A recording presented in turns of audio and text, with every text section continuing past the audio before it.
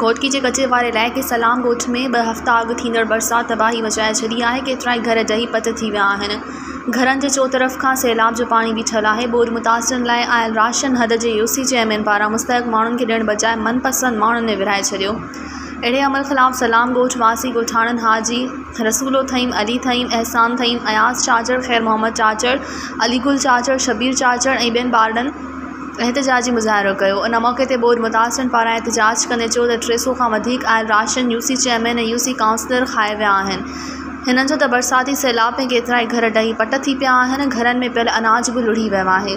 खाइण पीअण वटां खेनि कुझु न आहे बचो, जंहिं सबबु सलाम ॻोठ वासी बुख काटण ते मजबूर आहिनि। हिननि जो त 1 महीने खां सी सैलाब हेठि आहियूं, पर DC घोटकी MP MNA ऐं को बि सरकारी नुमाइंदो लड़ी नाहे आयो।